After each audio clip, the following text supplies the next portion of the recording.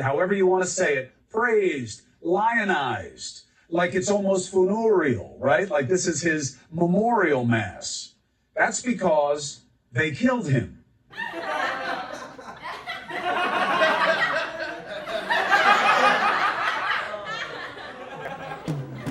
She's as funny as Lucy and she's in the know. She's as smart as Bill and always on the go. It's the Patsy Hoolahan Show.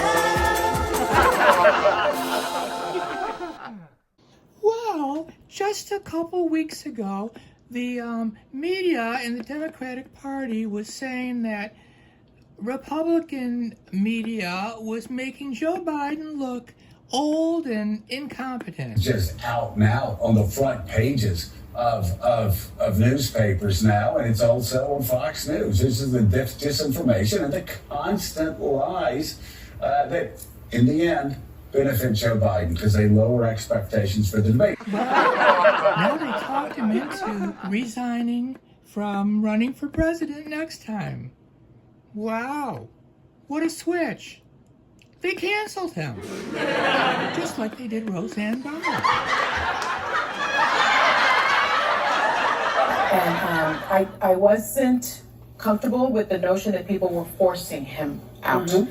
I wasn't comfortable with the cannibalization that I saw in the Democratic Party. But I am comfortable if he made this decision with his inner circle.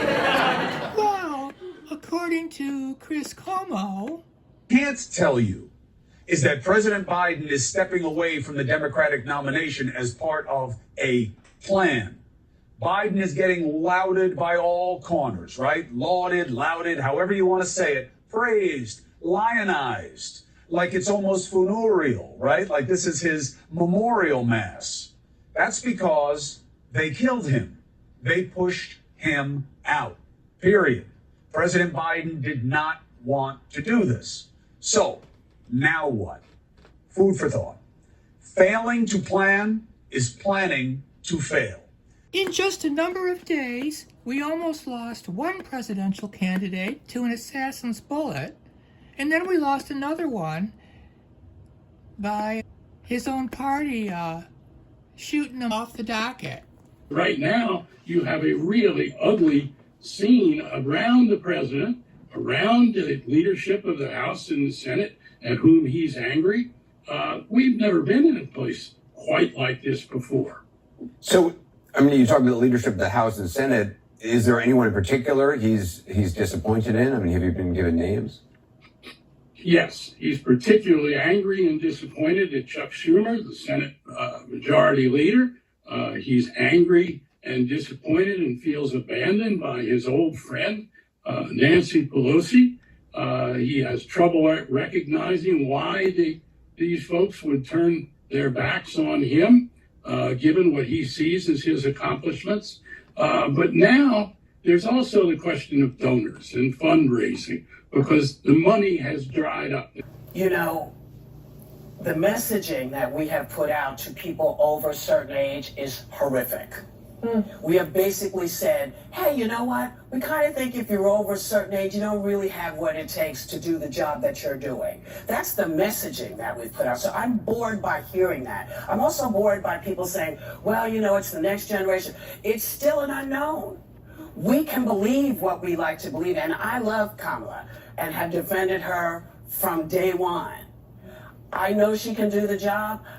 I would have preferred my Democrats to do this, not publicly, yes, and in everybody's face, because what it did was it had a sitting having to talk about this endlessly, but because I felt it was disrespectful. Yes, well, felt it was disrespectful. Now I want us to spend the next 3 weeks talking about how old and demented Donald Trump is. I expect the press to ask the same questions about this. I wish I believed that the press would change their colors. I don't think they will, and I think that's what's annoying me more than anything. Well, all I have to say is that if you were a Joe Biden fan, I feel bad for you that your candidate is no longer in the running, and I hope that you can put your arms and heart around Kamala Harris because it looks like that's what the party wants to embrace. So good luck to you all, and have a wonderful day.